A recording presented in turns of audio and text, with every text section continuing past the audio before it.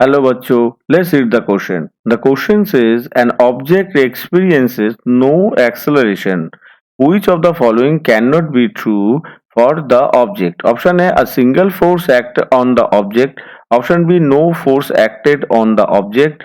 Option C, forces act on the object but the forces cancel. Option D, none of these. So the question is based on the state of an object in the presence of force और in absence of force. अगर हम question को इस question का जो option है option को एक एक करके वेरीफाई करेंगे तो क्या आएगा देखो। पहले हम ऑप्शन बी को वेरीफाई करते हैं। ऑप्शन बी में क्या है, no force act on the object. अगर फोर्स नहीं होगा एफ इक्वल्स टू जीरो होगा तो एफ इक्वल्स टू हम क्या जानते हैं, एफ इक्वल्स टू ए में है तो उसका जो मास है वो तो नॉट इक्वल्स टू जीरो, इसका मतलब उसका ए हो जाएगा जीरो। तो अगर एक फोर्स अगर no force act on the object then उसका एक्सेलरेशन जीरो होगा। तो ऑप्शन बी यहाँ पे हमारा क्या होगा, कैंसिल हो जाएगा।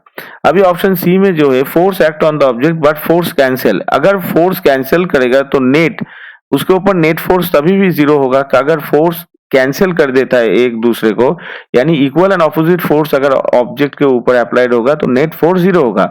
इस टाइम भी हमारा यहाँ पे जो एक्सेलरेशन होगा वो जीरो होगा। अब ऑप्शन डी में तो नन ऑफ दिस है। अभी हम क्या करते हैं, ऑप्शन बी और सी की तरह ऑप्शन ए को अभी हम वेरीफाई करते हैं। A single force act on the object, अगर उसके ऊपर एक सिंगल फोर्स अप्लाइड होगा तो उसका एफ इक्वल्स टू हो जाएगा ए में, इसका मतलब उसका एक एक्सेलरेशन जनरेट हो जाएगा। तो यहाँ पे जो क्वेश्चन है, the an object experience no acceleration, so in case of B and in case of C, in both cases the acceleration is zero। Acceleration zero यानी एक्सेलरेशन जीरो होगा।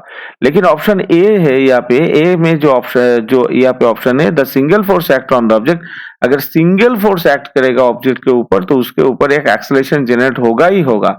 तो यहाँ पे जो ऑप्शन ए है ये हमारा हो जाता है रॉन्ग, यानी ये हमारा आंसर आ जाएगा option A, single force act on the object. हो ना, single force act on the object, the object must have an acceleration. Hope you all understood it well. Best of luck. Thank you.